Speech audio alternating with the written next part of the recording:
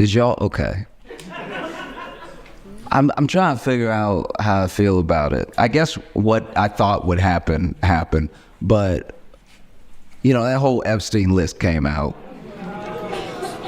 I know, right? And it was pretty underwhelming. Like, they were like, dropping the list January 2nd. And then January 2nd came and they were like, sorry, January 3rd. And then they dropped the list and everyone was like, just mouth-watering on Twitter, everywhere. Everybody was like, Jesus, list, it's gonna shake up the world.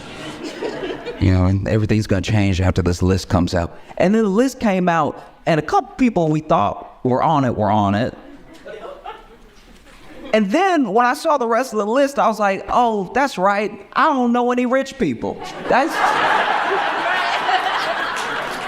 my bad. I don't really move in the circles for this to be a scandal. Because any name on the list that wasn't already a celebrity, I have no idea who that is. It could be the head of a bank. I don't know. Whoops. It's very interesting. It is also, I guess, a bit weird because if you on that list, if your name just came out, it's kind of weird because you really can't die now. Like, you really got to hold it together for quite a while, or else if you die, they're gonna be like, he was a bigger part of it. It's like, oh, jeez. No, it's a weird list. It's a weird gathering of people. You know what I mean? And not everybody went to the island. I'm not taking up for anybody because, once again, I don't know them. But some of them, a part of me feels a little bit bad for because they took a trip when the jet was going in the other direction. You know what I mean? Like, the jet goes to the island, but then the jet might go from New York to Philadelphia real quick.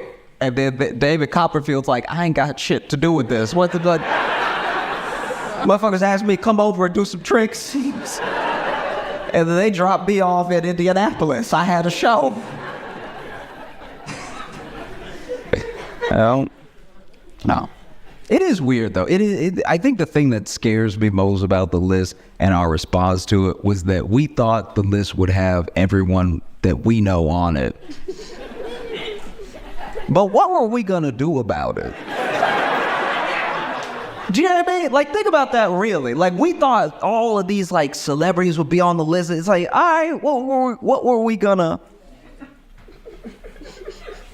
Like, was the plan to... Like, I don't know, unless we were gonna kill him, what does it really matter?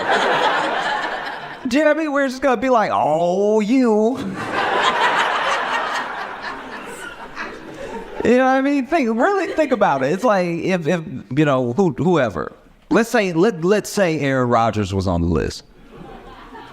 We're gonna not let him play? I don't know. It just feels like we didn't really have a plan there. We just wanted to see it, kind of like the burn book for Mean Girls. And then we were gonna just go about our day. Because it says a lot that we expected powerful people to be on the list. It kind of shows that we have no faith in them to begin with, right? So then we might as well just treat them like they were on the list and get rid of them. Like, it just feels like But Jeremy, I don't know why we needed a little bit more evidence that Lindsey Graham was shitty or something. I mean, like...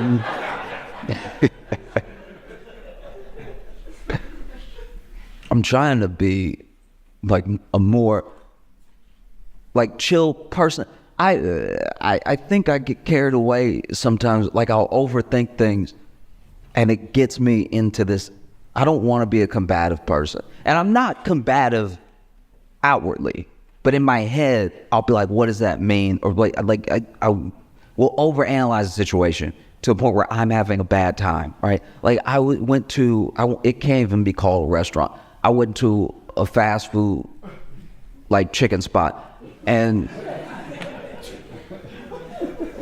I ordered, and they gave me my food.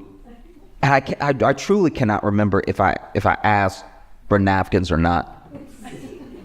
But the cashier, he gave me too many napkins. All right? He gave me a concerning, offensive amount of napkins.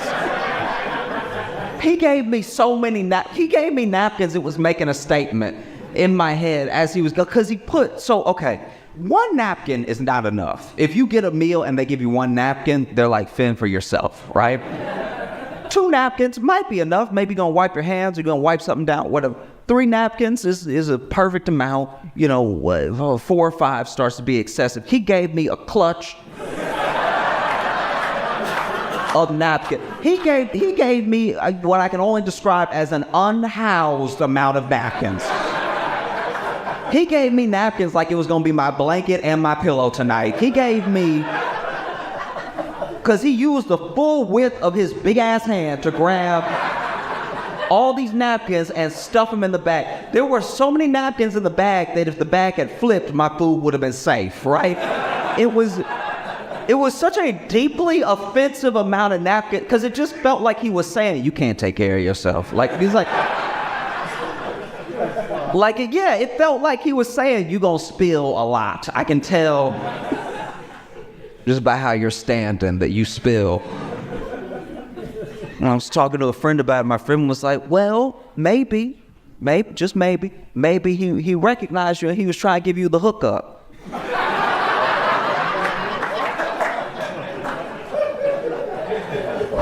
And I was like, okay, even if I'm trying to extend enough grace to not be offended and to think that my man likes my comedy, and so he's like, look,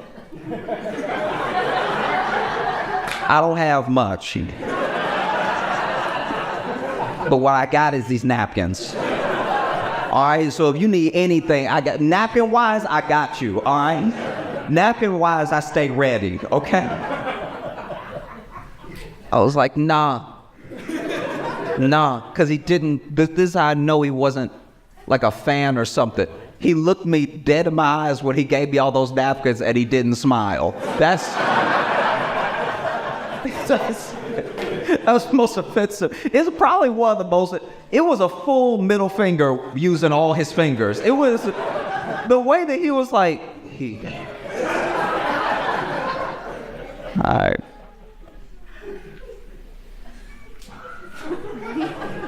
Deeply distressed. Okay, did y'all, by any chance, see the dude who jumped the judge? Okay, this is so great. Okay, look, if you have not seen it, it's very quick. If you have not seen it, I'll try my best to bring you up to. Okay, so basically, I didn't know everything was happening. I had to read about it after I saw it. But in the video, you see a judge and what I think is a stenographer. And I knew something bad was going to happen because when the video starts, the stenographer in the corner already got his mouth open, right? And so the stenographer is looking ahead and going, and that is because, I don't know how big this man is, but there is a man already in the air flying towards the judge, okay?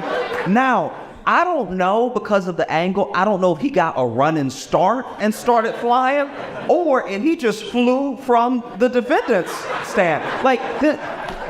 Because you know that table they got the defendants at, right?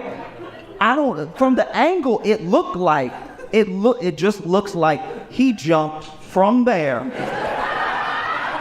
over, and then no judge's bench is eye level, all right, ever, okay?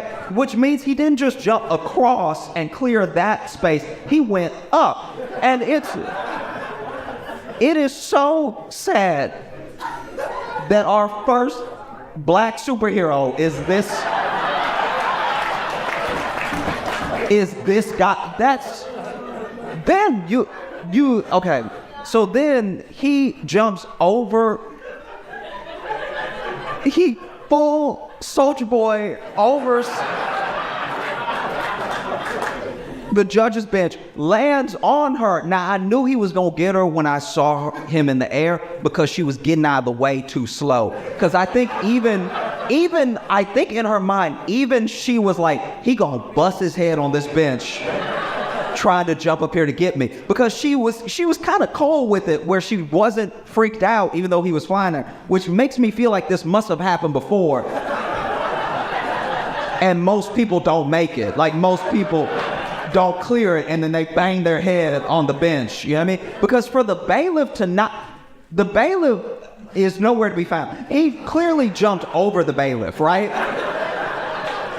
Because the bailiff was probably like the stenographer was over here like, yeah, dang.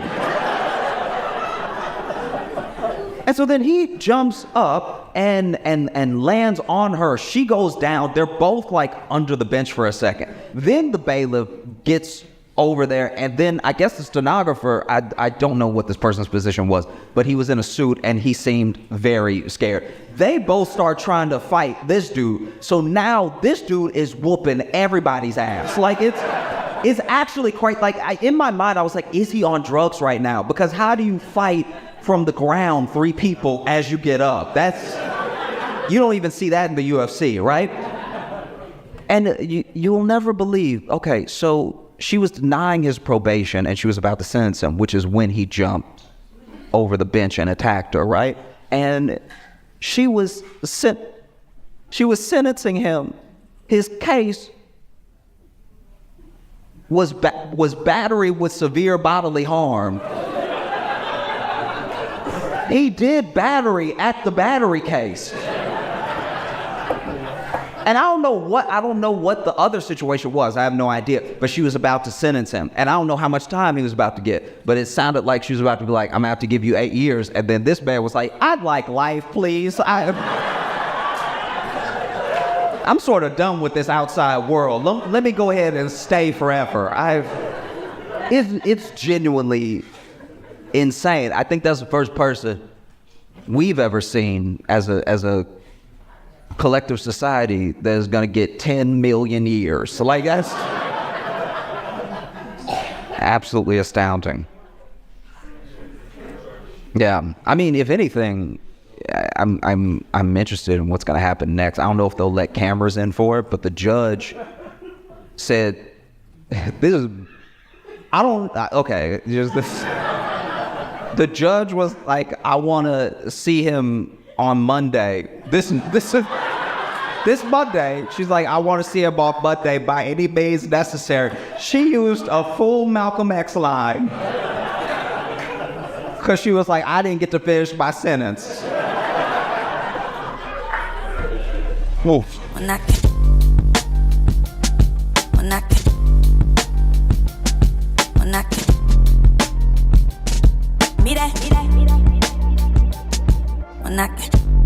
You have seen him everywhere, but tonight you are seeing him live. Please put your hands together for Josh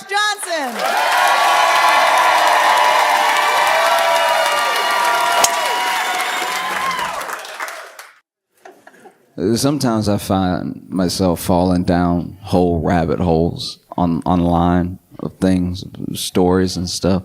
And there's a case, there's a trial. It just ended. And I think it may qualify for trial of the century. I know that's premature to say, but I don't know. I think it's pretty incredible. The trial of Young Thug just ended. Now, if you don't know who Young Thug is, he's a rapper. It's not a dog whistle this time, all right?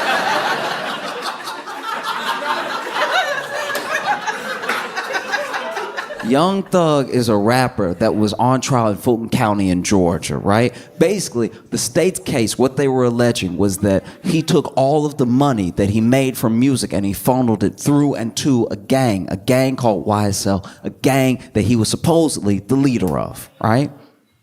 And that's the state's case. And the judge in the case looked exhausted. I've never seen a judge act like this before. Every time the court camera cut to her, her head was in her hands. And I'm not gonna act like I know the law, okay? My understanding of the law sort of begins and ends with Law and Order SVU, all right? So I know you can sustain, and you can object.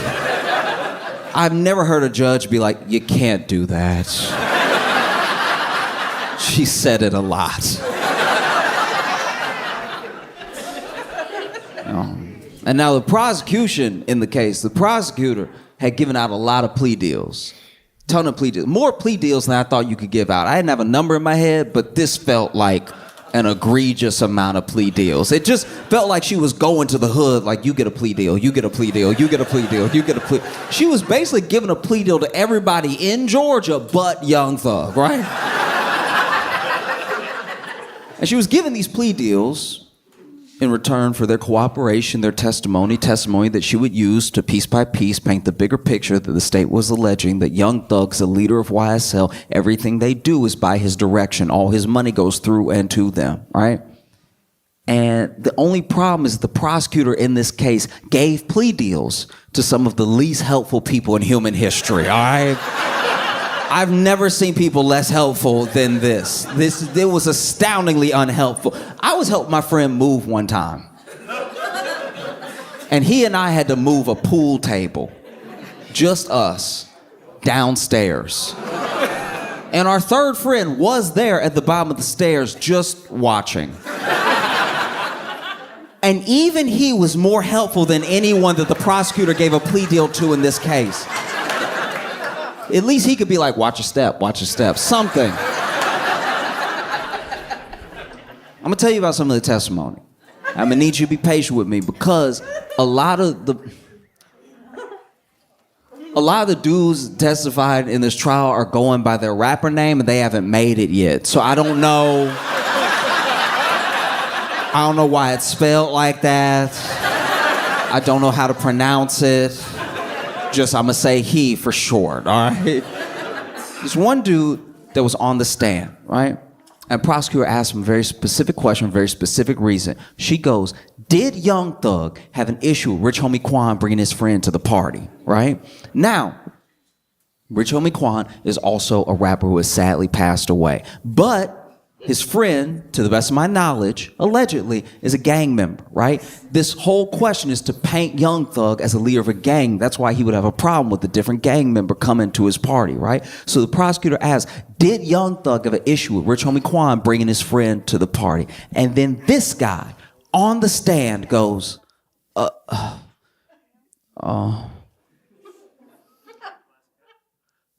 did you have an issue with Rich Homie Quan?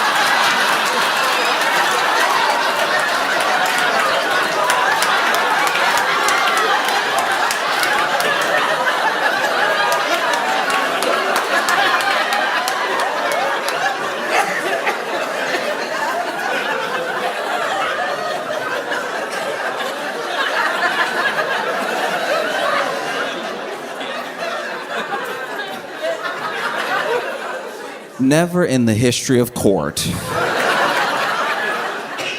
have I seen someone ask a question by the prosecution and then go, I'll just go to the source. And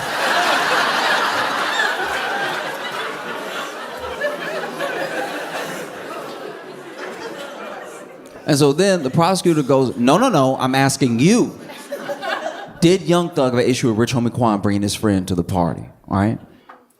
And then this guy goes, I'm not Young Thug, so I don't know.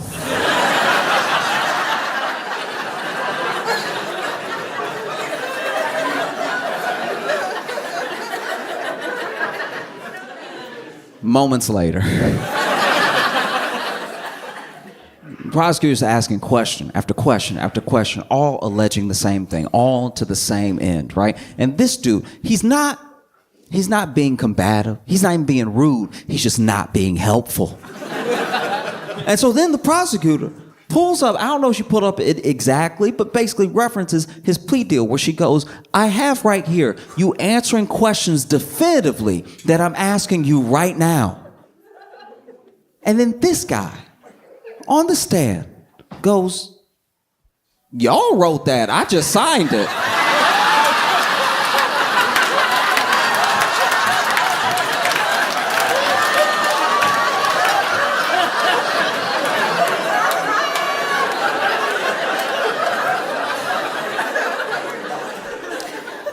never in the history of court, at least that I know of,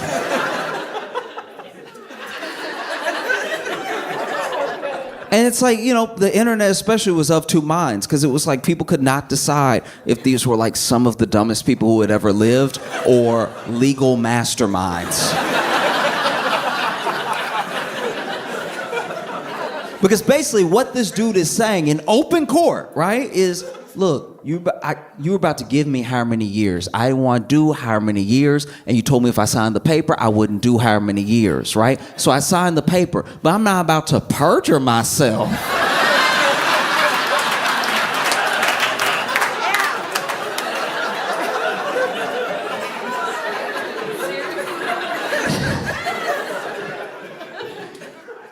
Oh. This dude was supposed to be on the stand for 3 hours. 3 days later.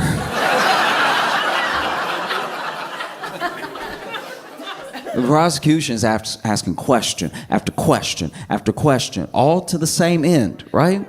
And, references again. Look, I understand that we typed it up, but what is in this is based off of what you said to the police. This is based off of testimony you gave during interrogation. And he was like, yeah, but if you gave it to me to type up, it would say something different than what you have right there, right now. Even the prosecutor was like, oh.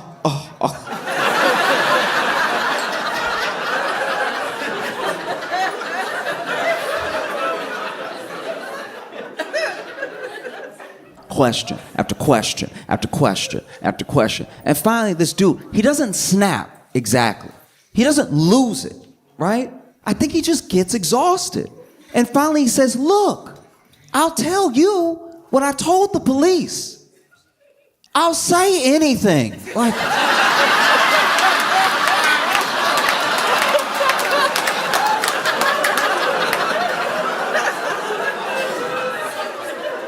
this is a witness for the prosecution.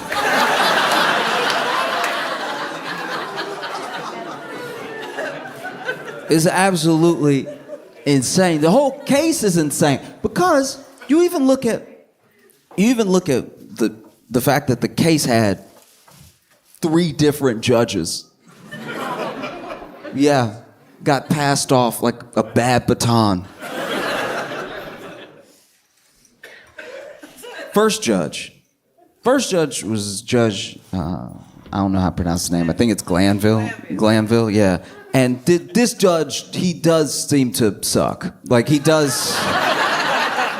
But he also had to put up with some stuff, too, because there were jurors that were fully out of pocket during this case. Just a couple of examples. There was one juror that got picked. It already took nearly a year, by the way, to pick a jury, which is insane. And then after they picked the jury, there's one juror that during the trial has started, and I think they just went to the Dominican Republic.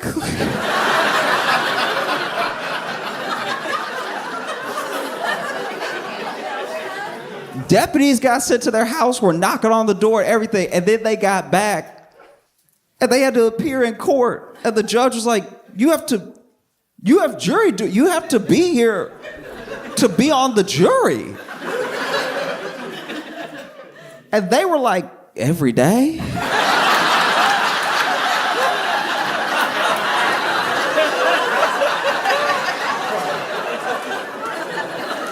That sounds wildly inconvenient.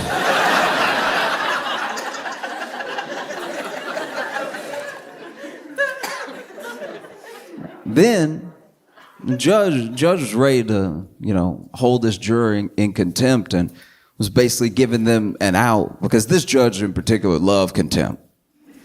He had a lot of contempt. The entire trial full of contempt. And gave the juror a way out. He was like, look, I could send you to jail, I could fine you, but what I'm gonna have you do instead is write me a 30-page paper on the importance of being a juror. This dude sentenced her to APA style.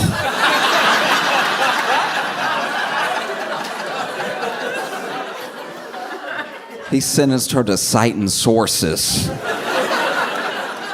You couldn't see his face in the moment, but even Thug was like, damn.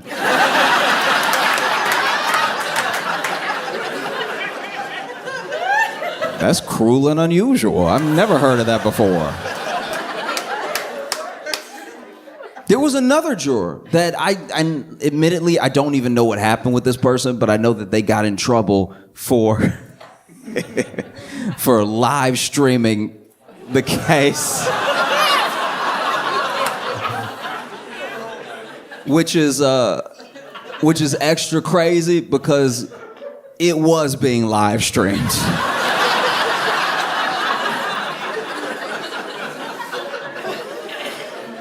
Like if you had been watching at home, you would just see them sit with the jury like.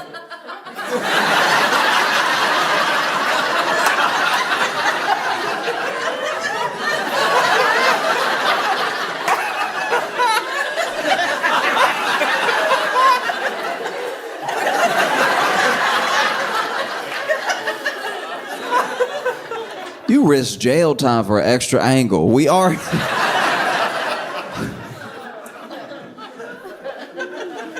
You know, Judge Glanville, oof. There was a lot of plea deals being given out the entire case, like I said before, and some of the things that were happening was this is me guessing, but there were people that were not being super forthcoming, that they probably didn't necessarily have to be, but they were in some sort of trouble, and so the plea deal was just given just as an extra. It's okay, you can talk, we just need to get this guy, right? And even with that, there were still people that didn't quite want to testify. And then there were people that were being so difficult, state's witnesses who were being so difficult that the state just could not get anywhere, you know? And there was one person, star witness. Basically, the prosecution needed a through line. They needed something that would connect everything. And so they laid a lot of it on one person in particular, okay? And they needed his testimony so bad that they pretty much gave him immunity on the stand. I didn't even know you could do that. It sounds made up. It sounds fake. I feel like he thought it was fake too, because he was like, immunity on, so if I say something on the stand, answering one of your questions, and it implicates Thug, but it also implicates me, I'm okay? Yeah, you're okay, you have immunity. Immunity on the stand, you're gonna be good. You sure? Yeah, you're gonna be good. Okay, I'm not even joking. He goes, okay.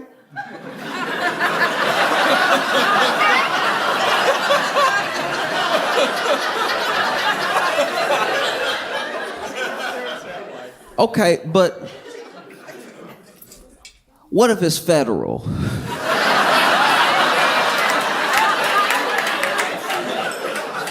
And I love that. I love a good haggle. I love like, okay, I hear immunity, but can I get a federal? Can I get some federal? Federal, please. Can I get a little federal?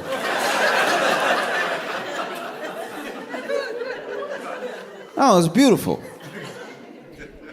This dude gets all the stand, and you can tell he doesn't trust it.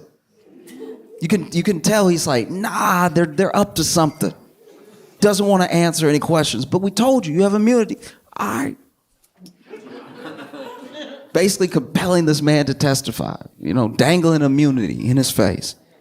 Sits on the stand. First question from a prosecutor. How old are you? And he goes,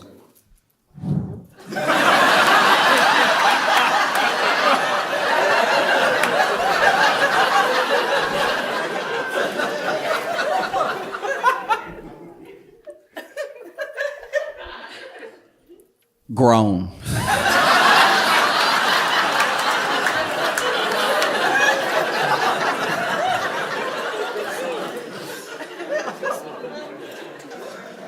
And the prosecutor's like, what do you mean by grown? It's like, I'm an adult.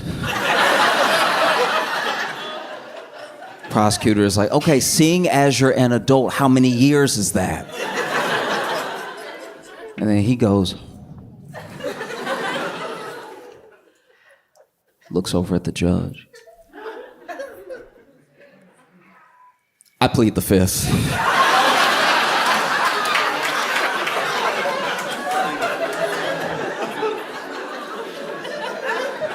Truly incredible work. Truly phenomenal, you know? They would be asking him lots of questions, you know? Question after question. And it was getting frustrating for the prosecution. It was getting frustrating for the judge because, look, maybe I'm doing my best to be as fair as possible, but when you watch a case like this, it does just seem like if you're a defendant, you're up against two parties. You're up against the prosecution and you're up against the judge because everything in this case kept giving the prosecution chances, even when they would mess up. Because once again, they're not being given a lot with testimony, but there are things that they have in hard evidence. They're just not bringing them all together to make it cohesive, right? And then this star witness's testimony is not helping. So then, can't stress this enough, you cannot do this. Judge Glanville supposedly has a secret meeting with the witness and the prosecution, but not Young Thug's lawyers, right? It's something in Latin that I don't know how to pronounce, but you're not supposed to do it. I mean, and basically, in this meeting, this witness is then threatened with the dangled immunity and everything. Oh, we'll charge you for this. We'll hold you in contempt for 2 years. We'll put you in jail. All this stuff, unless you start testifying, unless you start answering questions to the best of your ability. I don't want to hear any more of this pleading of the fifth, all that stuff, right? And so then they go back to court, and he's answering questions so well that the defense gets suspicious. Defense is like, what happened between now and lunch? All of a sudden, he remembers everything. He remembered what color everybody was wearing.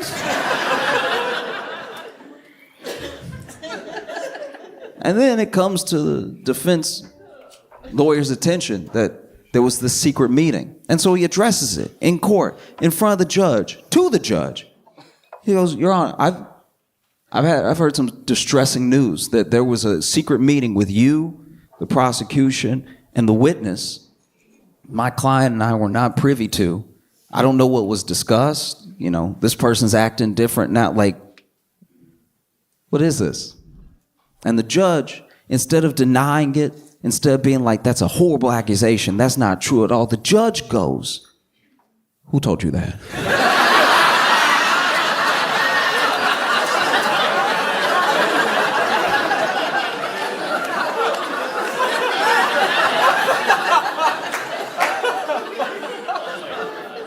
And you can look at it because it was live streamed.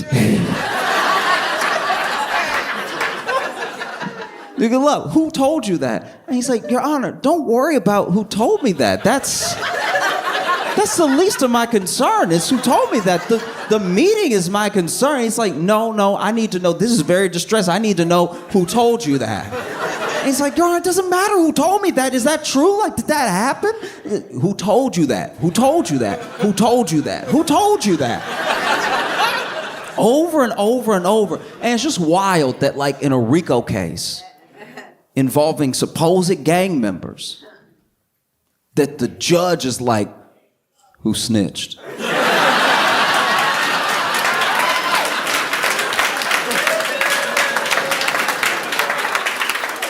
No, for real, who snitched? Huh? Like, hey, I need you to come up out them names. Who snitched? Ain't nobody play with, look, I will bust everybody in here right now. Who snitched? And Doug's lawyer is like, no, look, I'm not going to tell you, all right? I'm not going to tell you how I came upon this knowledge. I'm just asking you if this happened. I'm asking you maybe even for a mistrial. Like, how could this happen? He goes, who told you? Who told you? I'm going to give you 5 minutes to tell me who told you. And Doug's lawyer is like, I don't need 5 minutes. I'm not going to tell you. That should be the least of your concern. Like, is this true? And he's like, I'm going to hold you in contempt if you don't tell me. I will put you in jail if you don't tell me. You will go to jail if you do not tell me. It's like, look, I'm not going to tell you. You can put me in jail, but the problem is the meeting. The problem isn't who told me, right? And so then the judge does it. He holds Thug's lawyer in contempt, which is pretty terrifying. You know? This judge is basically going over and over again. Who snitched? Who snitched? I can't stand a snitch. And you know...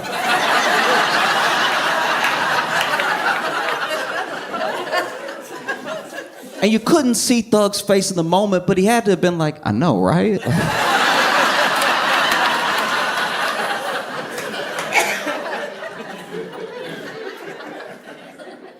And so then Glanville does it. He holds Thug's lawyer in contempt.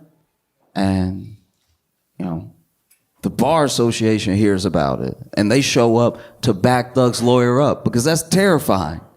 That's terrifying if a judge does something, doesn't even bother denying it, and then holds you in contempt for asking. That's a scary court system. You know what I mean? Because that's one of those things. If it can happen to anybody, it can happen to anybody. Like I know that it's a case involving hip hop, involving like gang culture, whatever. But that particular thing, that could happen to anybody. I promise you. That's very scary. You know.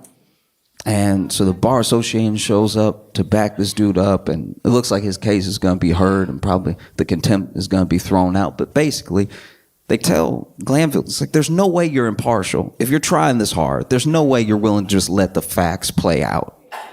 And so Glanville has to recuse himself from the case. And one of the things about recusing yourself, it doesn't undo damage. The case just goes on, you know? So there's still this like contempt hanging over Thug's lawyer's head and stuff. And then they move on to the next judge, and the next judge was the judge for a day.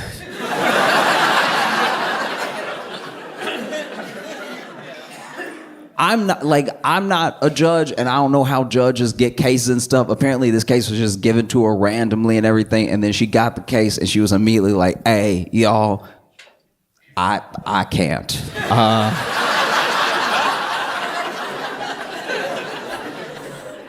And so many people are like, why? What's the problem? Don't worry about me.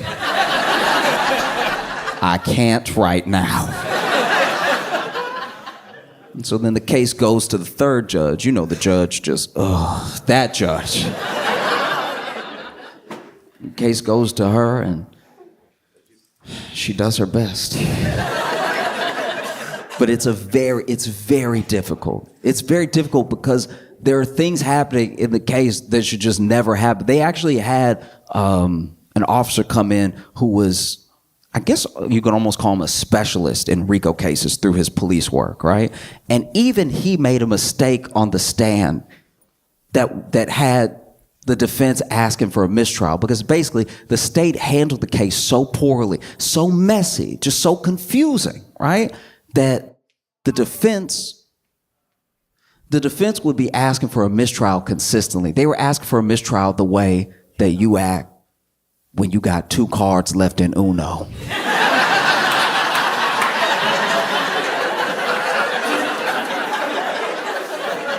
Anybody do anything, you're like, oh.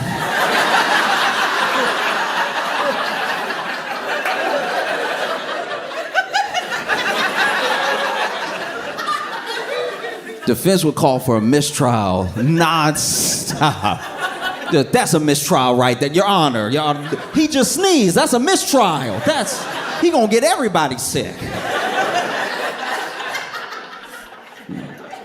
Because this witness on the stand, you know, his testimony, I'm pretty sure, had to be thrown out because even though he's an expert in RICO and everything, it was 2 things were revealed that were pretty distressing. One, it's a RICO case, so they're trying to get everybody on everybody's crimes, but they never bothered to really look at the financial records of Thug.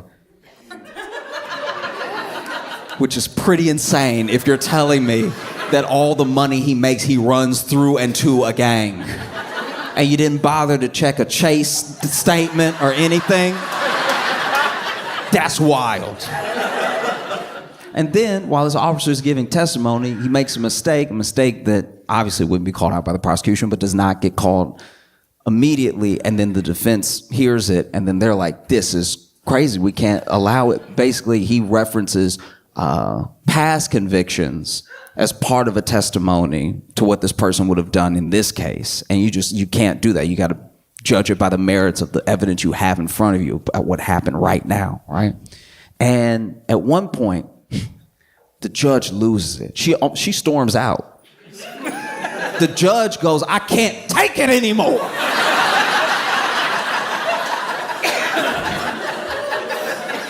She hadn't even been the judge the whole time, but she was like, this is insanity. And you couldn't see his face, but you could imagine Thug being like, I know, right? Like,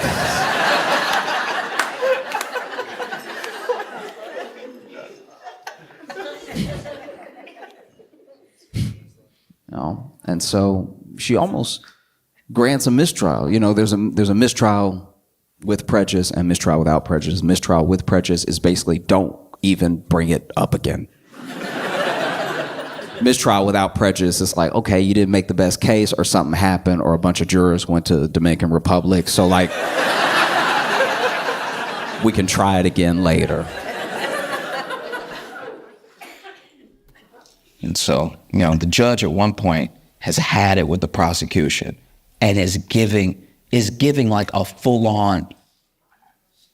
You just so rarely hear people talk to like this on a live stream that aren't on a Zoom call at home. Like this, she was looking at the prosecution and she was at her wit's end, and she was like, I don't know what to say to you. Like, I don't know, with the years of experience that you have, I don't know if you were willfully trying this case as badly as possible, or if you were just so unorganized that you can't seem to string a coherent thought together on how two things are related. We've heard testimony. There are people that don't show up. We're leaving at 4:25. Like, what is happening? And the whole time, prosecution is like, oh. You ever just take your talking to because you're like, yeah, it's pretty bad. Yeah, and like the prosecutor had the same nod that dudes have on the street when they getting yelled at on Valentine's Day. It's just like, just go ahead and nod. Accept that you've messed up. It was so bad. And it'd be thing after thing after thing, whether it was jurors, whether it was judges, whether it was just wild testimony. There were people so uncooperative, right? Like, there was one point where they showed this guy a picture, right? And it's a picture of him and Thug and two other people, apparently with the person, I don't know, I didn't see the picture, but apparently with the person who was murdered, right? Because that's one of the charges. There's drug trafficking, there's like gun running, there's all this stuff, but there's also a murder, right? And when it comes to the murder, that's one of the big ones, because they're alleging that Thug paid for the getaway car, right? And so once again, not checking his financial record seems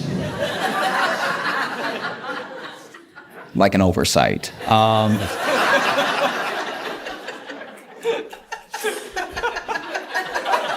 I'm not a lawyer. I'm just saying. And they show a picture, right, with all these people to someone on the stand. And they're like, do you recognize anyone in this picture? And he's like,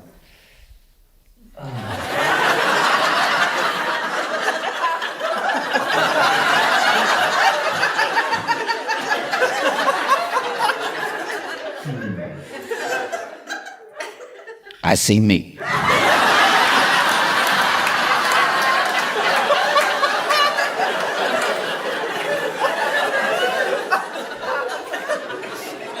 Okay, fair enough. Even when it came to start with this, there was one time where they simply asked this dude, when did you meet Young Thug? And he was like, before I went to jail.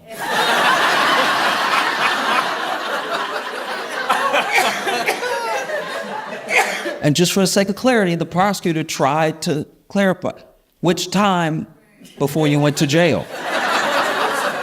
And he just goes, you're right.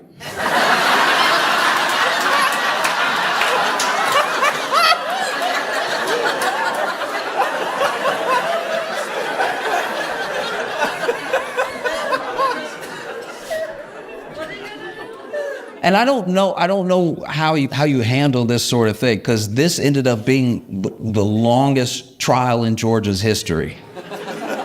Also, one of the most expensive, if not the most expensive, because I guess plea deals cost a lot of money. And it gets so bad that every day, defense is like, hey, mistrial's still an option. You want to hit it with no mistrial? We can mistrial. But then, the prosecution would do something that would kind of warrant a little bit of a mistrial. Like there was even one point where they had someone on the stand read a caption from an Instagram post. And this caption had been poured over because basically through the hashtags, what a lot was being alleged, because whenever there's letters, whenever there's numbers, it could have no meaning, or it could have double meaning, or it could mean exactly what the prosecution wants it to mean. It could mean what the defense wants it to mean. And so they were arguing about this one picture over and over again before they would let the person just read it out loud to the jury, right? Because then I don't know if it's a gang, and I don't know if that was what the prosecution was alleging, but there was one point where the prosecutor was asking someone on the stand about a series of numbers, right? And a lot of people will sort of rep their area code. That's just a common thing throughout America, right? Exactly.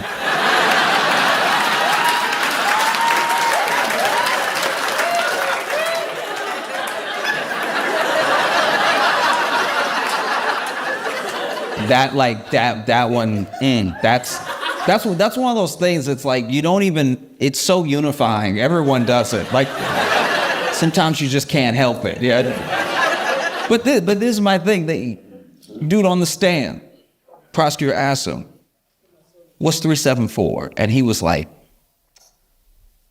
"Numbers."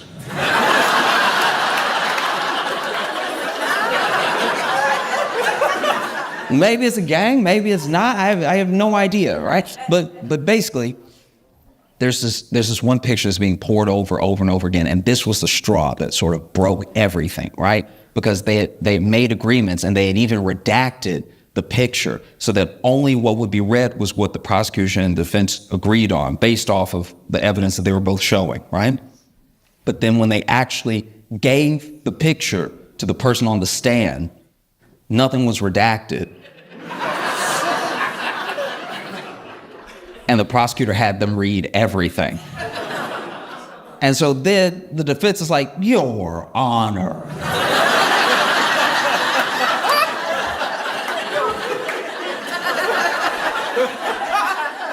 I've never heard a lawyer have to go, "Your Honor," kind of like, "Mom," like.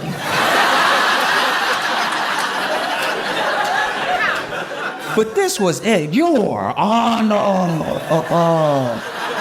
We just went over the thing.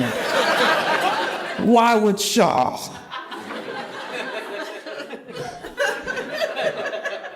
And sure enough, judge agreed. Judge was like, "Look, I gotta do something else with my life too. Like it's just, it can't just be this."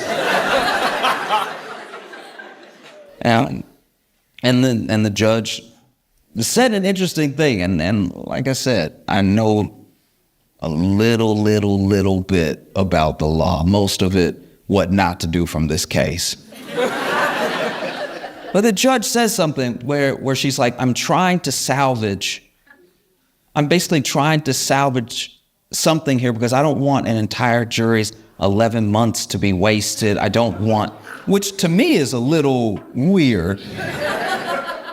Their time's already been wasted. Like, this is about seeing if someone did or didn't do something, And so that statement was said, but then, judge turns to the defense and goes, "I'm not gonna grant you a mistrial with prejudice, but would you like a mistrial without prejudice?" And defense was like, "Yup."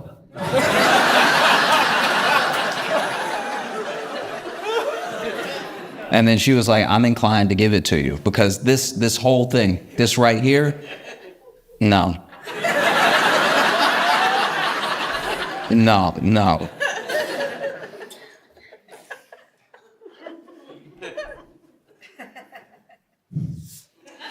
And so then, they get to plea dealing a bunch of people day after day after day. And then they actually go to Thug and they're like, look, you're facing like 25, 40 years for all the things that we are alleging, right?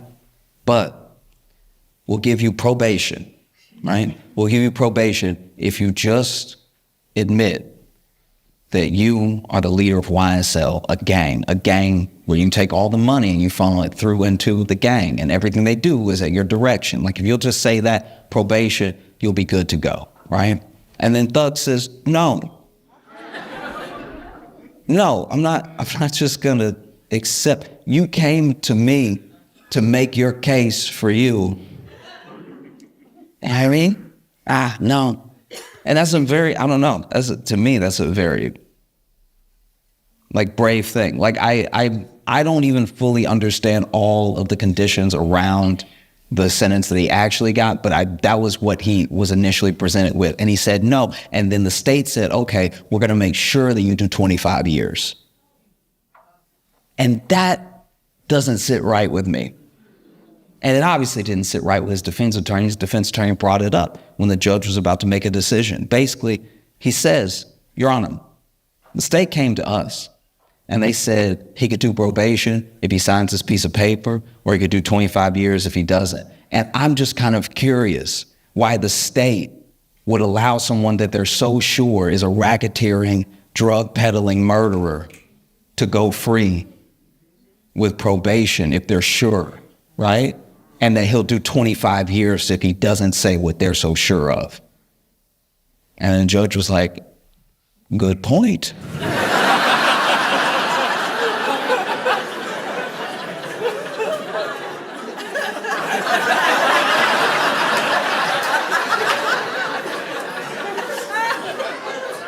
That is very hard to argue against.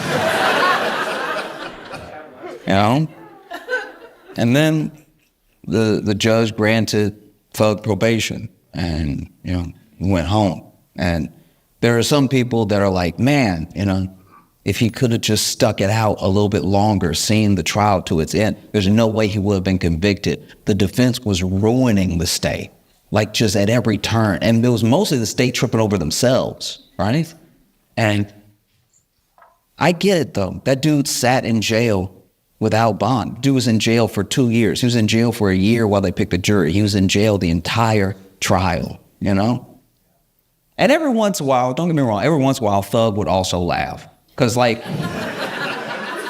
he was facing a lot of time, but every once in a while, he'd also be like, how did we get here? This seems...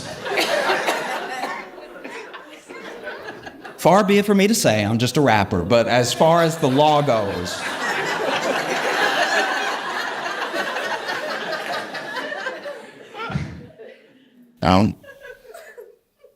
But what? I don't know. I don't know. I get it. I get somebody tells you, hey, you just do 3 more months, you'll go free forever. Maybe. That's scary, And it's also scary that, that the state needed it this bad. That a lot of cases come down to reputation over justice. You couldn't just take the L. Right? It's like, no, you will die in prison for me to not look bad. That's terrifying, And I know it feels like it can't happen.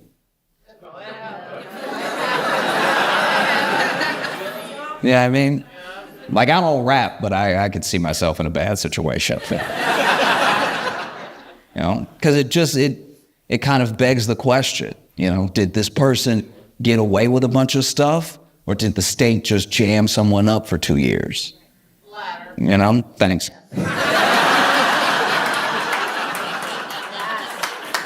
But that's my thing. It's like I don't even know. And I'm obviously not Thug. I hope that everybody can move on in the most prosperous way possible. I really do. Everybody that testified, everybody.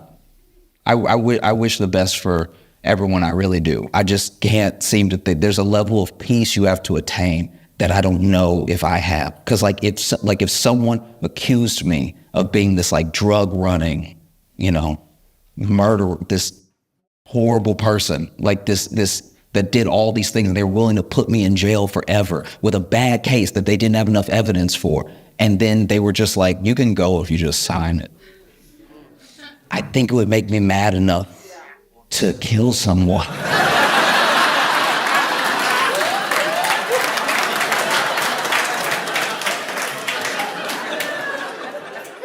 But that's just me.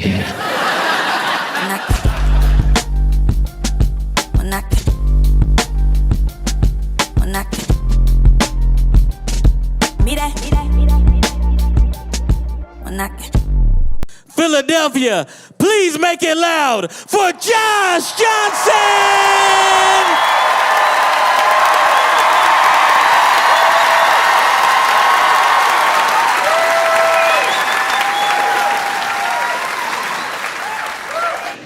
When I was growing up, I had a friend who was like a latchkey kid, and he would get off the bus, and he had 2 hours to himself before his parents came home. So he'd get off the bus, he'd open the door in the house, he had full reign of the house. And we're still little, but he's like old enough to, go ahead and make himself a grilled cheese if he wants something, anything, just till his parents get home. And one day he comes home, and his parents had a get together the night before, and he sees laid out just a little bit left of some wine.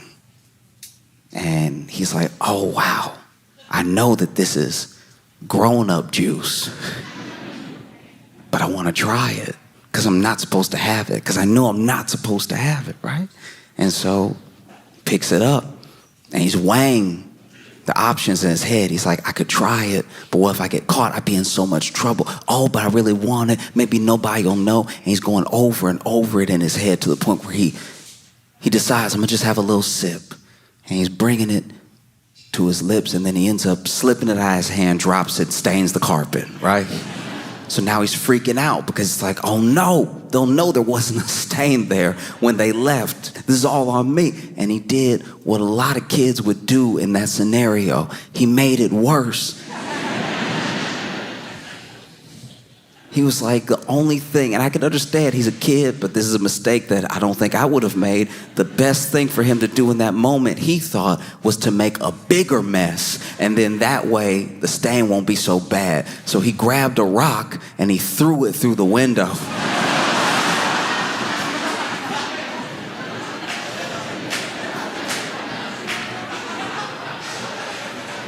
Which was a huge mistake because he went outside to get the rock and then threw it from inside outside. He realized what he had done as soon as he did it, so then he had to go back outside, grab the rock, carefully pick up all the glass, bring it back inside, lay out the glass next to the rock, next to the stain. And then his parents get home, and when they come home, immediately they're like, oh my gosh, what happened? What happened? And he's had an hour 20 to think up a story, So he's over here like, it was crazy. They're like, what happened? You got the rock going through the windows, all this glass on the floor and this stain. He's like, well, the stain's probably not as big of a deal as the broken window when you really think about it, right?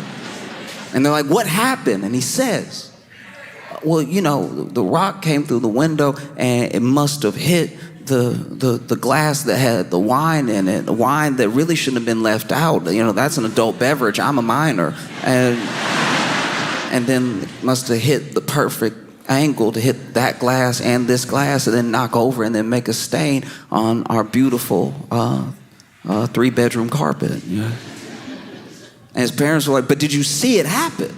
Like, how did this happen? Did somebody throw this? And he's like, uh-oh, because he didn't think that far. And so he was like, yeah, the man threw it. And they were like, what man? And now he's in deep because he's like, yeah, what man? What am I doing? And so he's like, yeah, there was a man that, threw the rock through the window and everything. And you saw him? Yeah, I saw him. He threw it and he ran and everything. And he thought maybe that would be the end of it. But from his parents' perspective, there was someone who threw a rock into the window, maybe to get inside while their son was home. So they had more and more questions, and he didn't know what to do. He was freaking out, you know? Next thing he knows, the police have been called, and the police come over, and they're like, what did the man look like? And they over here taking notes and stuff, and he's like, he doesn't know what to say next because he didn't think this far. And that's how I feel like Trump must feel about Epstein, because it goes so deep. It's like he didn't think this far in the lies.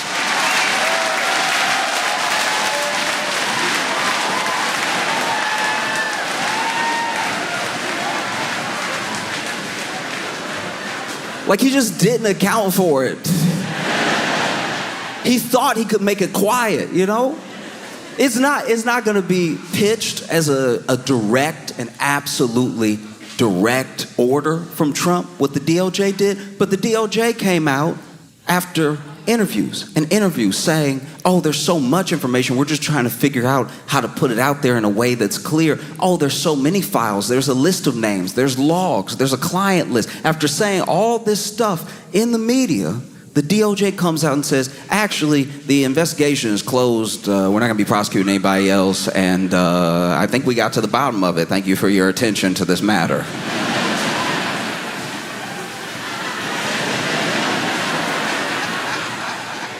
That's not going to stand at all. That's not going to stand with anybody. Because you got to remember who Trump garnered with this belief that he released the Epstein files. He's got MAGA, sure, but he also has Q. Nobody talks about Q anymore, but they're still around.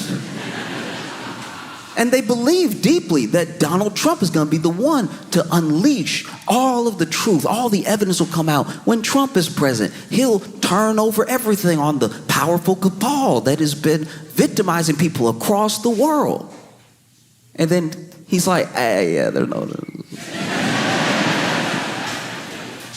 And I think he thought that he could really bury it, that he could truly bury it. But he's wrong. He's wrong because there are a lot of things that he didn't account for. There are people that Trump controls. There are people who he orders around, and there are people who blindly follow him, sure. But he didn't count on things like Jeffrey Epstein talking before he died to a biographer for like 100 hours. Like just a ridiculous amount of time. I have friends I don't think I've spoken to for 100 hours. 100 hours, you probably say a lot of nothing, and you probably say some pretty interesting stuff. Those 100 hours of conversation is how we know that Trump and Epstein were tight for years. Well, even Epstein said he knows some of the inner workings of the White House because him and Trump would just chop it up. You know what I mean? That's heavy. That's a lot to try to sidestep. And Trump's been making mistakes this whole time. Even when Epstein died, right? Epstein dies, he was in jail and he passed. Who can say how?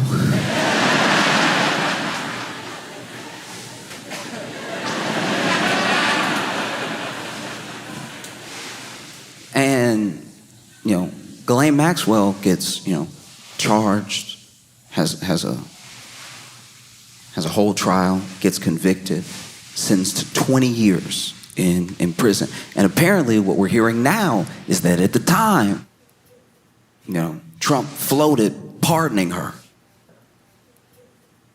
And the people that heard that almost couldn't believe it. Why would he pardon her? That's crazy. And it's like, actually, it's not that crazy when you see the picture of all them hanging out, like, in the 90s, and they met in the 80s, and they used to fly around together. Like, that's his buddy. And he even said himself, these are his words out of his mouth, when asked about Ghislaine Maxwell during the trial, he said, I wish her well. Somebody that's on trial for trafficking. Somebody with ties to you. I wish her well. And then people were like, why would you wish her well? And then they brought it up again, and Trump was like, I wish lots of people well. And we were like, no, you don't.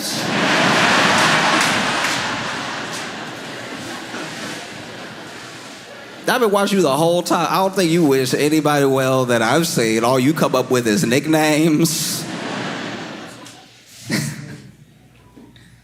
Man floated pardoning her. That's crazy. And then the DOJ comes out. Hey, yeah, this is done. Nothing else to see here. And people were having a hard time wrapping their heads around that. People who usually stump for Trump hard. No matter what he says, they manage to twist it in a way that maybe could make sense to you, and they'll say that that's what he means. One of the reasons that Trump can do everything that he does and it comes off a different way to everybody is because so many people think that they're the Trump whisperer.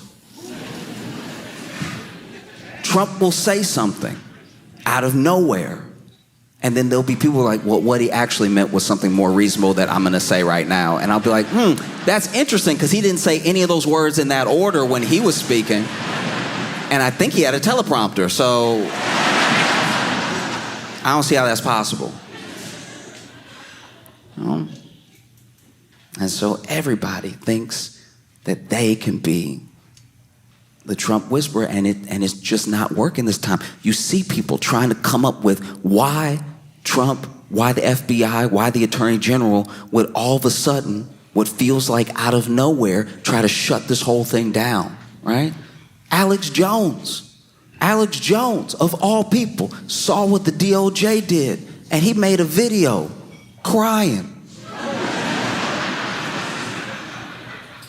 I think it's very important. When,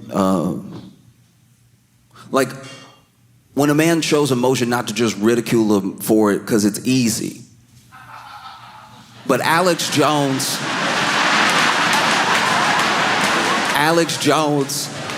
cries weird. Alex Jones cry weirder than anybody I've ever seen in my life. I don't wish anything good for Alex Jones, but to see him cry felt like something happened to me too. Like Alex Jones is up here like, folks.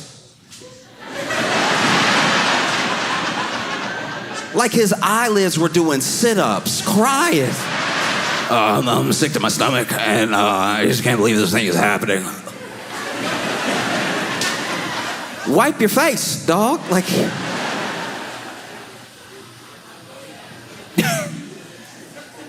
and even Alex Jones trying to come up with something. He's like maybe the deep state got to him, and the deep state is like in his body, and that's why he's doing this stuff right now. And then he'll be back to normal after he has one of my protein shakes. You can go to my website and buy frog protein for $19.99. No, it was crazy. Because Alex Jones, you gotta remember, this dude is a proper conspiracy theorist. Old school. There's something deeper behind everything. Everything at all times. And I'm not talking about like chemtrails. I'm not talking about like government operations. There's something deeper behind everything that happens all the time. Hillary Clinton went on The Tonight Show. Pretty sure this was on The Tonight Show, and she was trying to open a jar of pickles, right? I don't remember what the bit was, but that's what was happening. And Alex Jones pulled it up, and right after she opened the jar, he was like, you see?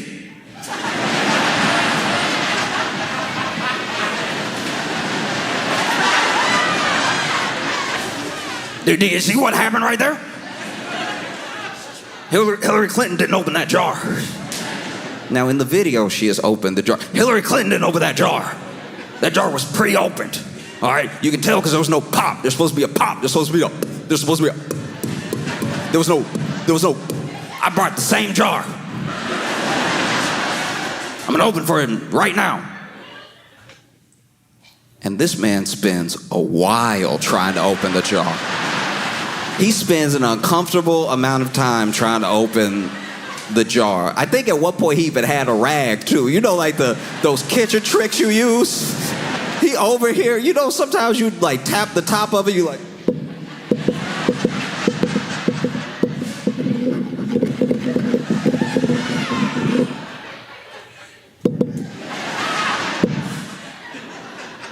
And he's like, I can't even open it right now, folks. That's how you know this thing right here, she didn't open that jar. So imagine Alex Jones on Epstein. You know? I just think about the way that MAGA has been reacting, because it is a full-on revolt. Truly, it's a thing that they cannot fathom is happening.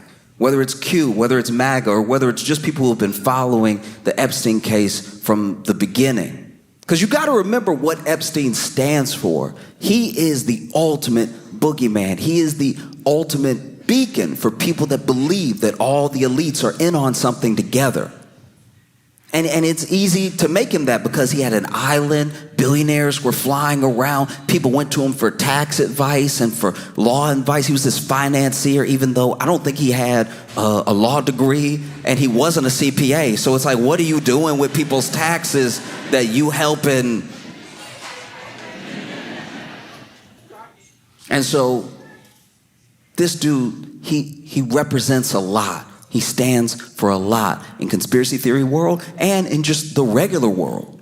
This is someone who has ties to billionaires, to royalty, who come to him for horrific acts. And now you're telling us, there's nothing else to see here. There's nothing else to see between, me and him especially. There's nothing. Don't look. Stop. Stop. Stop. Stop. And so then Trump, for his part, is watching this whole thing go down, and he's watching people argue about it in front of him, people who are, in his administration and on his side, argue about the best way to handle it, going back and forth. Pam Bondi, Dan Bongino, Kash Patel, all names that sound like they're about to be called down on The Price is Right.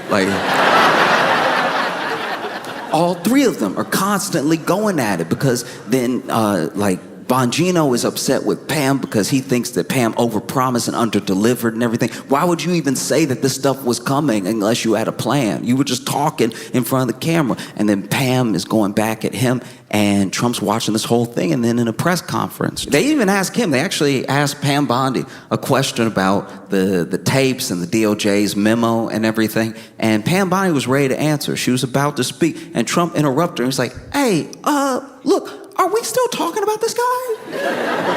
Why? Like years, why? Everybody's talking about this dude. What's the point? You know what I mean? It's just, I'm sick of this for you, Pam. You don't even feel like answering, do you? And Pam didn't catch. She wasn't quick enough. She was like, no, I don't mind answering. And I know Trump had to be sick when that happened. It's like,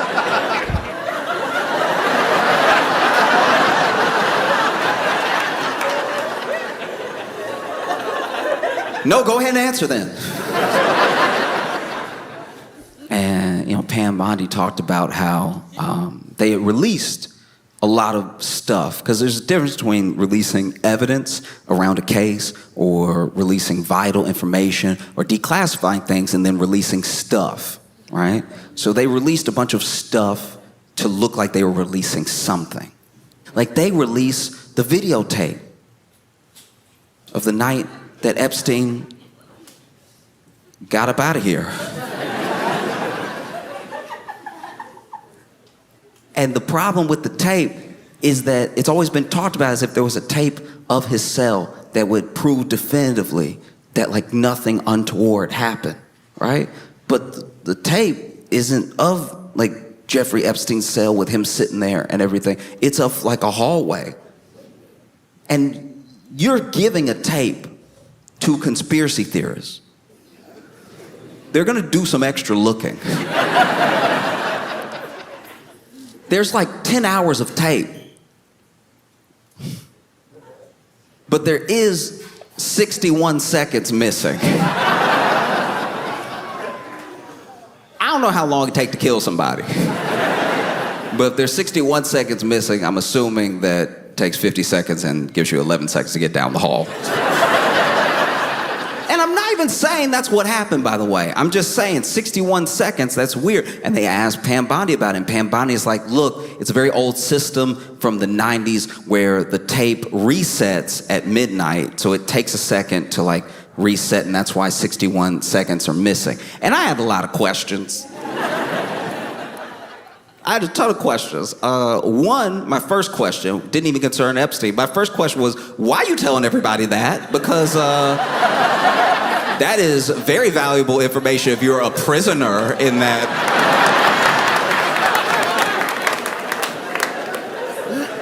Because you know what they play in prison, the news. You probably sit there at Gen Pop like, wait, it what? Every day?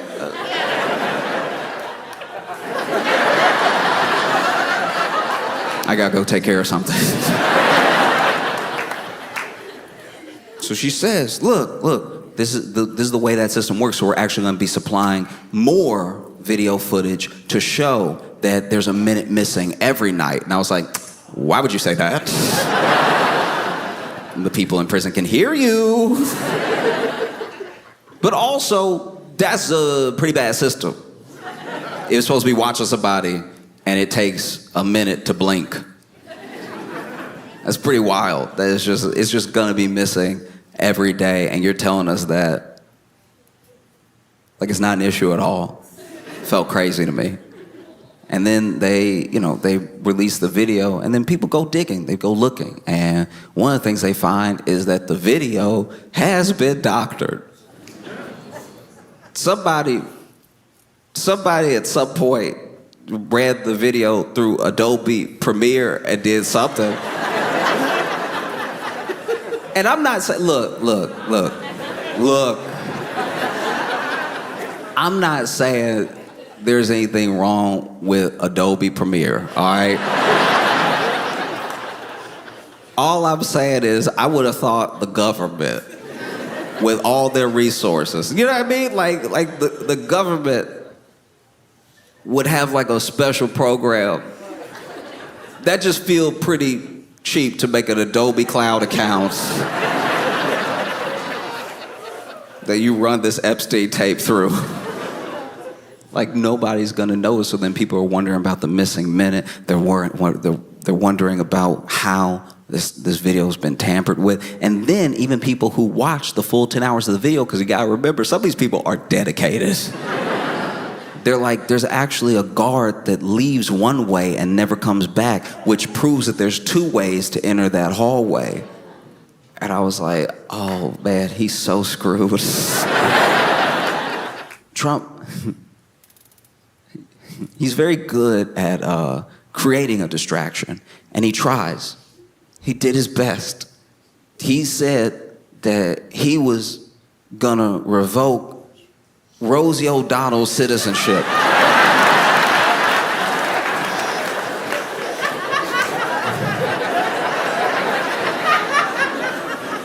On any other day in American history, that would be a headline. Any other day, that'd be wild. And look, Rosie O'Donnell and Donald Trump have what I think is now like a 20-year feud going on, which is absolutely insane. The President of the United States has the ultimate and deepest beef. His arch nemesis is the actress from Harriet the Spy. That is mind-boggling. The leader of the free world is ready to have it out at any given moment with the voice actress from the main gorilla in the Disney movie Tarzan. The man with his fingers on the button for the nukes has a deep hatred in his heart, decades long, for Nickelodeon Kids' Choice Award winner Rosie O'Donnell.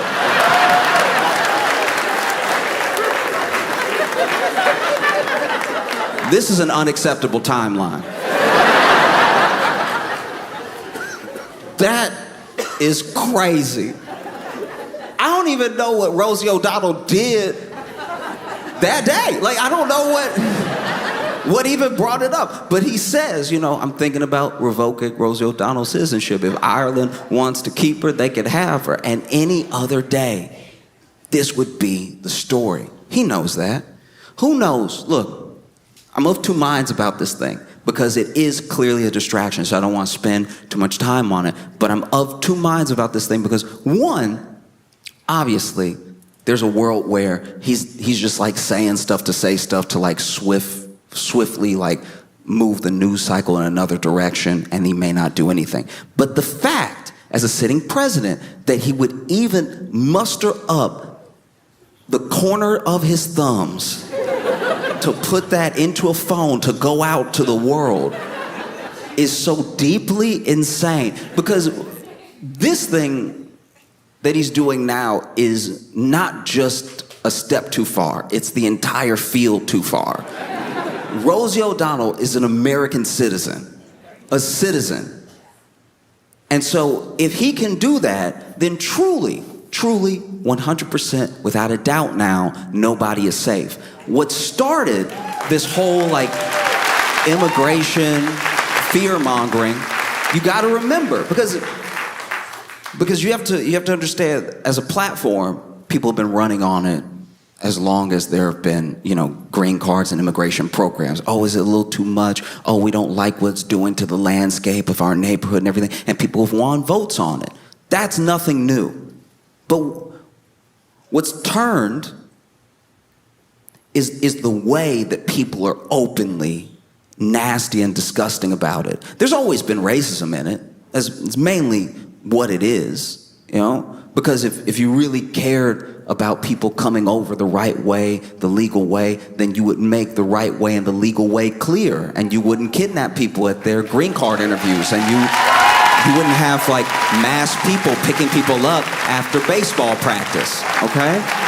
If that's what you cared about. And you also, you've structured this thing to make these people seem like monsters. That's been the plan this entire time, because if somebody is a monster, it is part of the human condition and a flaw that we have. As long as we see somebody as a monster, whether they are or not, we don't really care what happens to them.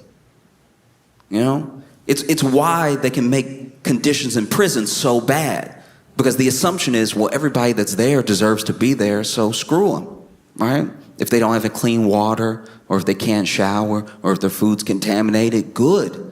Because they did something bad to earn that place, right? And it helps you strip the basic humanity of looking at another person, whether they've made a mistake or not, or looking at another person, whether from a different country or not. And if you get really good at stripping that humanity away, you can do whatever you want, and then you start to be able to do whatever you want to anybody that you want. And that's what's been creeping up this entire time. What started as like, guys, they're eating the dogs.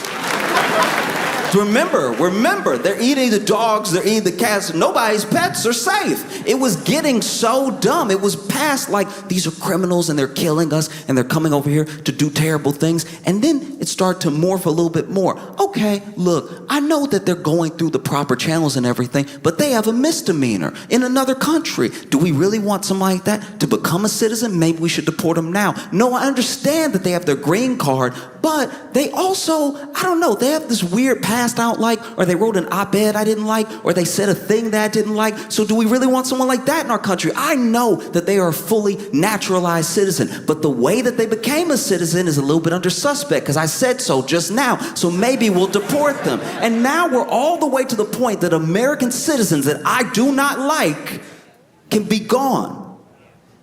And so you see, when you let somebody's humanity get stripped away over and over and over again, and it's in the back of your head, and you even go with the lie. They probably did something, or maybe they shouldn't have done that thing, or maybe they have a good reason. When you do that enough and it finally comes for you, don't be surprised. Because the thing with the Rosie O'Donnell, it's like there's a part of it that I think is nothing. I'm not saying that thing is absolutely going to happen. I'm just also saying that the fact that he even fixed his fingers to put it out is a problem. And normally, on any other day, it would have been such a problem that it's what everyone on the news would have been talking about. But this was a different day. This was a day where Dan Bongino is so upset he doesn't even report into work. He's tired of arguing with Pam Bondi. He might resign. Other people are talking about resigning. This Epstein thing isn't going away. And so then Donald Trump did what he does best, what he does in a crisis, and what he does when it counts. He made it worse. Like a kid throwing a rock through his own window, he makes it so much worse. And now Trump is dealing with that fallout. There are people calling for Pam Bondi to resign. There are people that are asking Trump extra questions. And then Trump crashes out spectacularly while y'all were probably parking. And so I'm gonna do this real quick. I don't like to use my phone or bring my phone out often, but I have to read you what Trump posted. And admittedly, look, I'm gonna read every word that he posted, all right? But I will be doing it the way that I read it in my head. This is insane. What's going on, my boys? Boys in quotations. Oh no, what's going on with my boys? Boys in quotations. And in some cases, gals? Also in quotations. Are you asking us a question about what's going on with them, or are you confused about the gals specifically? They're all going after Attorney General Pam Bondi, who is doing a fantastic job, all caps. We're on one team, MAGA, and I don't like what's happening. We have a perfect, all caps, administration, the talk of the world, all caps, and selfish people, in quotes, are trying to hurt it, all over a guy who never dies. What?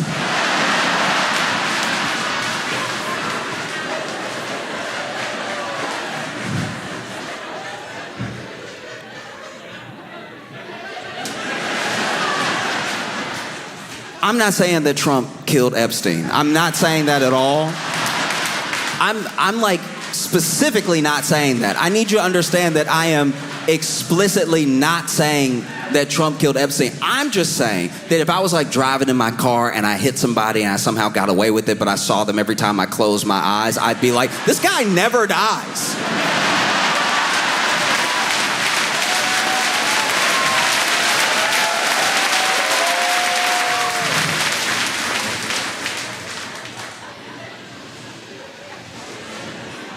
All over a guy who never dies, Jeffrey Epstein. For years, it's Epstein over and over again.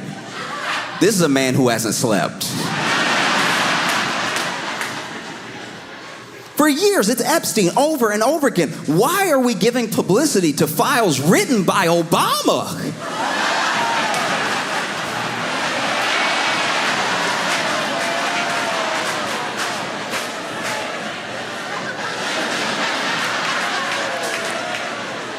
You know what's so good about files written by Obama is that Trump was sitting there knowing he know Epstein. Trump knows Epstein so well. They were friends. Trump lived so close to Epstein in Florida that Epstein had to knock on his door and let him know he was on the sex offender registry. Like, that's how close they lived together. He knocked on the door, was like, hi, the court has ordered me to notify you that I'm in the area. I have been convicted of a few crimes, and I left my suit jacket over here last night, so. That's crazy. By Obama, and it's a list. It's a list. It's, why are we giving publicity to files? You know what it also is? This man was sitting here knowing that he knows Epstein. He's sitting here knowing that this looks very bad. And he did the DOJ thing, even though it's not directly tied to him, even though the president isn't allowed to interfere. He clearly did the DOJ thing where he told them to shut it down. And now people are rebelling against him. And he's sitting there like, how can I make it DEI?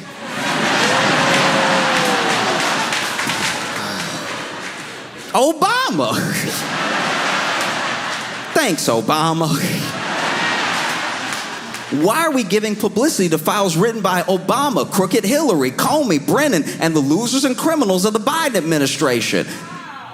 So I guess they were all in a room in this scenario, and And they wrote the files together in tandem. Like Obama just knew that everyone in the Biden administration would be in the Biden administration one day, so he gathered them all together. But this is also before Epstein ever died or anything. So Obama time traveled to like right after to know it would hurt Trump. So then he came back in regular time and he sat down Hillary Clinton, Comey, Brennan, and the loser. He had to get all the losers and criminals of the Biden administration in one room so they could write. Also, wrote the files? Isn't it a bunch of documents? And the losers and criminals of the Biden administration, I do like that he said there are criminals in the Biden administration, but there are some people who aren't criminals. They're just losers. But I want to make sure I address them too. You're not safe. You're not safe just because you're not a criminal if you're a loser as well, all right? In fact, you're a loser because you're not a criminal, all right? I have 34 felony convictions, and I'm the president, okay? You out here not even a criminal. You can't even criminal good. Loser. And the losers and criminals of the Biden administration who conned the world with Russia, Russia hoax, 51 intelligence agents, intelligence is in quotes, the laptop from hell. I don't know what that means. I don't know. I really don't know what that is. I don't know if that's like Hunter Biden's laptop or a laptop with Hillary's emails on it, or if he just had a bad experience with an HP laptop. But like, that is also in all caps. The laptop from hell and more, question mark. They created the Epstein files just like they created the fake, all caps, Hillary Clinton, Christopher Steele dossier that they used on me. And now my so-called friends, this man hurt because my so-called friends, as a world leader, my so-called friends is the most Regina George Mean Girls line I've ever heard in my entire life. My so-called friends is wild. Foreign diplomats, world leaders had a dinner that Trump was at, and they made fun. This is his first term. They made fun of him at the dinner. He could probably hear him in the background. They were laughing. It was like Boris Johnson and Justin Trudeau and other people, and they were over here doing him. They were over here like just making fun of him hard, cracking up, talking about how he doesn't know how to spell, everything. They were getting him good. They were roasting him. And then this man comes back to the U.S. and I'm pretty sure it was Fox News that played the tape that somebody got of them making fun of him, not with a bunch of audio, and his head was down a little bit. You could tell his feelings were hurt, for real. And he was looking down and everything. And he just said, yeah, I didn't know that, like, they were, like fake like that or anything. Even in that moment, he didn't say, my so-called friends. My so-called friends is insane. And now my so-called friends are playing right into their hands. Why didn't these radical left lunatics release the Epstein files? If there was anything in there that could have hurt the MAGA movement, why didn't they use it? And this is good. This is clever. He's doing what he does. This is the Republican talking point that's going to go around. Look for it over and over and over again. Well, why didn't Biden release the Epstein files? If there was anything in there that could hurt Trump, that could derail MAGA, why didn't he release it? All right, that's the most I know you are, but what am I logic I've ever heard in my life? Because you're the president now, so you could release them. I know that Biden didn't release them, but you could release them. You could. You could release them if you wanted. You could, you could, like I dare you. No, I was just saying, like I dare you. I bet you won't. I bet you're too scared. I bet you won't. But you could. I know Biden didn't, but you're the president now, and I thought you were a better president, so you could. You could do anything that Biden didn't do. You said that. You were like, there's a bunch of things Biden can't do that I can do that only I can do, and one of those things is release the Epstein files. Like, do it. I bet you won't do it, though, because you're scared. No, it's just funny, man. This man, he's going through it. Why didn't they use it? They haven't even given up on the John F. Kennedy or the MLK Jr. files, which is a terrible idea to bring up different conspiracy-laden things while you talk about there not being a conspiracy. That's crazy. That's a terrible move. This man is derailing. No matter how much success we have had securing the border, deporting criminals, fixing the economy, energy dominance, a safer world where Iran will not have nuclear weapons, it's never enough for some people. This man is spiraling. It's never enough for some people is not what a president says. It's never enough for some people is not how you speak as a president. That's how you speak as a dad who just finished a 16-hour shift and somebody tells you to take out the trash. It's never enough for you people. Every day, I've been awake for 24 hours. It's my birthday. Yeah, thanks for the time. It's never enough for some people. We are about to achieve more in 6 months than any other administration has achieved in over 100 years. And that's true. That's true. We're all going to die. And we have so much more to do. We are saving our country and making America great again, all caps, which will continue to be our complete priority, all caps. The left is imploding. Kash Patel and the FBI must be focused on investigating voter fraud, political corruption, Act Blue, the rigged and stolen election of 2020, and arresting thugs and criminals instead of spending month after month looking at nothing but the same old radical left-inspired documents on Jeffrey Epstein. Let Pam Bondi do her job, all caps. She's great, all caps. The 2020 election was rigged and stolen, and they tried to do the same thing in 2024. That's what she's looking into as AG, and much more. 1 year ago, our country was dead, all caps. Now it's the hottest, all caps, country anywhere in the world. Let's keep it that way and not waste time and energy on Jeffrey Epstein, somebody that nobody cares about.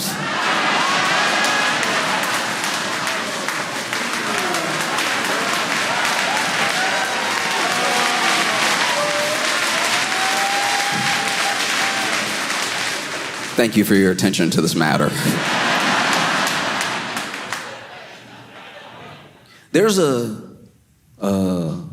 thing I read about a long time ago. There was this leader named Father Yod, and Father Yod was the head of the Source family. The Source family was this collection of people. Some people called them a cult and everything, but they mostly kept to themselves. Like, they ran like a vegan restaurant, I think, and they just minded their own business. But one of the most interesting things about Father Yod was Father Yod told them early on, before it was ever even really a cult, before there were even a lot of members, I'm God, and don't go to a hospital.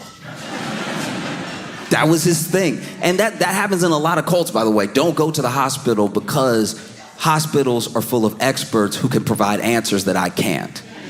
So if I can cut you off from other experts, if I can cut you off from people reasoning in a way that is just direct with logic, I've already started to bring you into the fold in a way that you'll never leave. And so Father Yod would tell them, don't go to a hospital, right? And so they didn't. Members of the Source family would not go to a hospital. And they did what I would say was generally well for a cult as far as length. A lot of cults fall apart in those first few years. You know what I mean? First year, everything sort of starts out good. Everybody's just having a good time, making friends, living in a commune and everything. And then year two, somebody try to get you to drink something or do something else. Just people start coming for your mouth, you know what I mean? And all sorts of ways that get uncomfortable, and that's usually when the cult falls apart, because there are people that are like, ooh, I'm not gonna do that, I'm not gonna drink that, ooh, that's weird, no, I'm gonna go, right? And then that's when leaders sort of crumble and start having power grabs, and they get paranoid and everything. This didn't really happen, at least from what I read, to the Source family, Father Yod, and they stayed together long enough that there were members of the community that started coupling and even having children. And it got to the point where they were about to have the first baby born into the Source family, but they can't go to a hospital. They can't go to a hospital, and something feels wrong. And no one can really describe what it is, but basically this member starts going into labor in real time. So everybody is looking over to Father, yo, you know, you said you were God. You told us not to go to the hospital. I think you're going to have to deliver this baby. And so this man does it. He delivered the baby. But when the baby came out, it wasn't making any noise. And it wasn't moving at all. And people started crying. Everyone was devastated. There was so much joy around having a new person in the family. And Father Yo, he did something. I don't know what he did, but the members described it as him just clearing the airway gently a little bit, and out of nowhere, after all that silence, after no movement, the baby cried and it started moving. And if he thought he had followers then, if he thought that they were believers then, we don't need a hospital. And it got to the point where one day Father Yo was like, you know what? I'm done with this whole like earthly thing. I'm tired of healing y'all and everything. Everybody coming up to me all the time. I got a cold. Because that's what he would do. People would like have a cold and then he'd be like, blah, blah, blah, blah, and then they would still have a cold and they just get over it in 2 weeks because it was a cold, right? But then when they finally got over the cold, he'd walk by and be like, did it? And it's like, all right, well.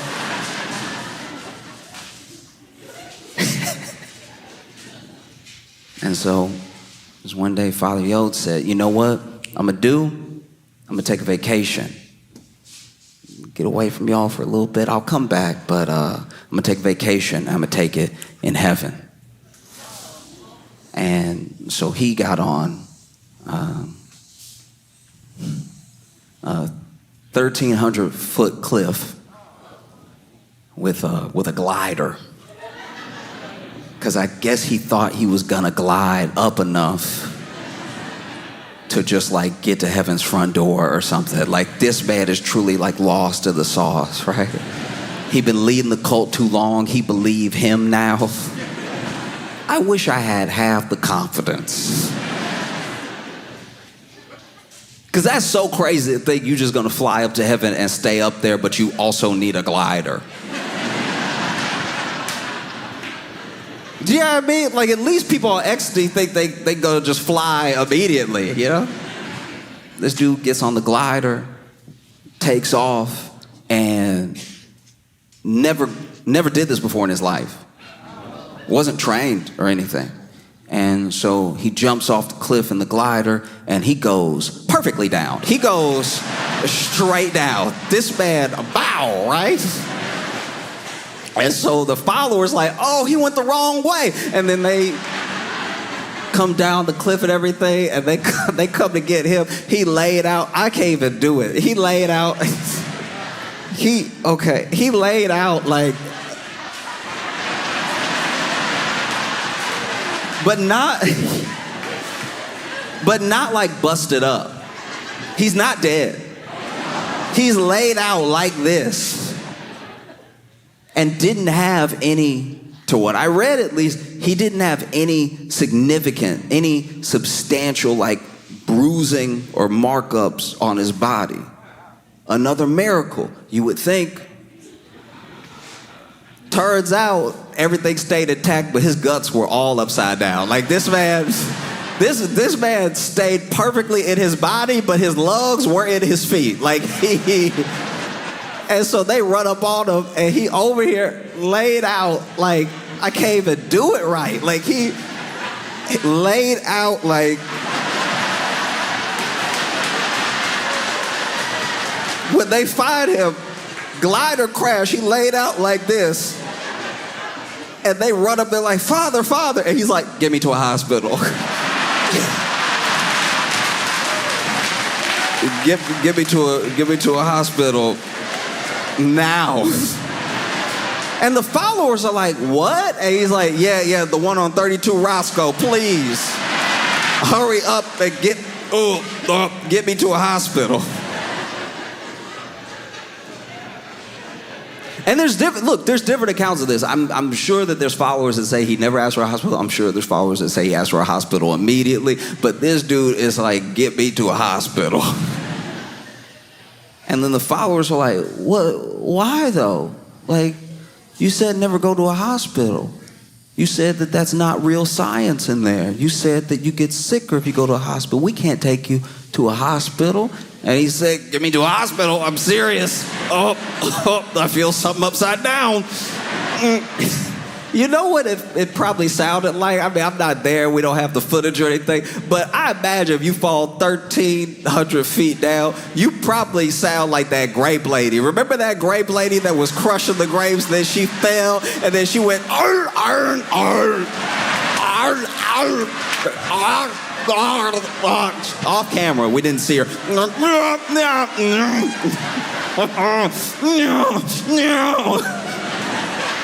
Because I'm sure when he said, get me to a hospital, they really didn't understand what he was saying at first, because he was like, get me to a hospital. Get me to a... I think my spine behind my balls. Get me to a hospital.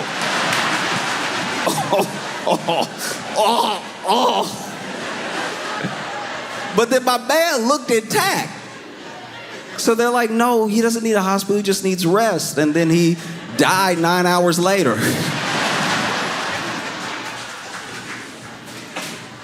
And so when I see the way that like MAGA is turning on Trump, it just feels so much like, what? Why would you?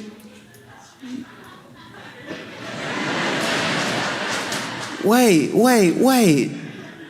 Why would he lie? He really doesn't understand. Trump truly doesn't understand why this thing won't go away. And it's because he doesn't understand people. You know?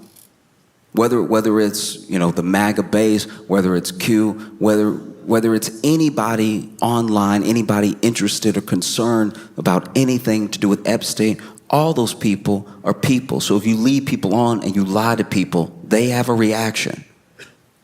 You can't just get something and give nothing in return. And people won't let it go, and they won't give up on it, because this man is real. He really existed. And he really destroyed a lot of lives. And for all of our faults as humans, we care about that. And so no, we're not just gonna let it go. It's not like some passing fad of a thing. I think it is to him, because he just uses what he needs while he needs it to get what he wants. And once he has it, he throws it or the person who gave it to him away. And it's something that some people are finding out right now, that he'll betray you on a dime. Nothing matters to him. Because if this thing doesn't matter to him, then nothing matters to him at all. There's no way around it. People care because vulnerable people were victimized for a very long time. And whatever part you had to do with that, it can't be covered up, because there's nothing that screams, I'm in the Epstein files, like, stop looking for the Epstein files. One thing that I thought was incredible, one thing that put a smile on my face, was when Rosie O'Donnell responded to Donald Trump talking about revoking her citizenship. And I know I don't like to pull out my phone, but I want to read you what she said. You can actually look. You can actually. This is on her Instagram, so you can actually look this up for yourself. I'm not kidding. This is crazy. So first thing she does is post a picture of Trump and Epstein together, which is genuinely hilarious. And Rosie O'Donnell posted in the caption, "Hey Donald, you rattled again? 18 years later, I still live rent-free in that collapsing brain of yours."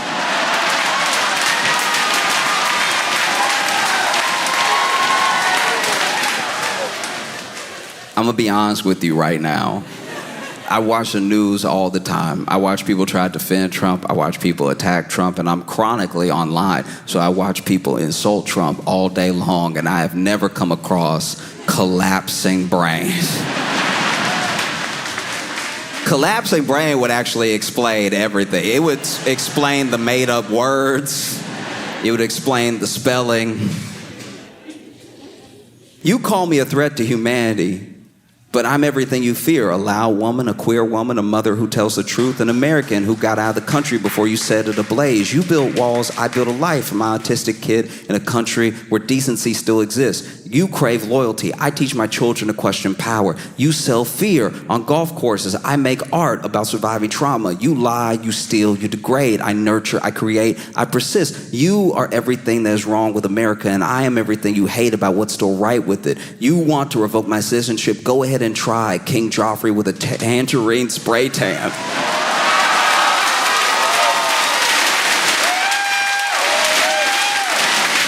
Jeez. I'm not yours to silence, I never was, and then it's the Irish flag signed Rosie. And if I'm being honest, I just never expected,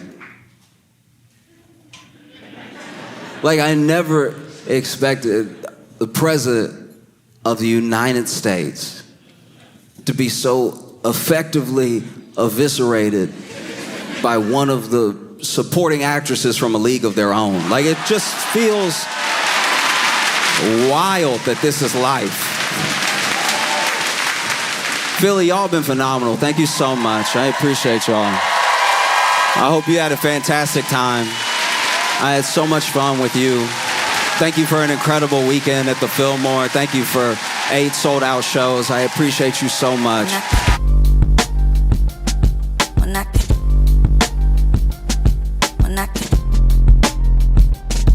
Mira, mira, mira, mira, mira.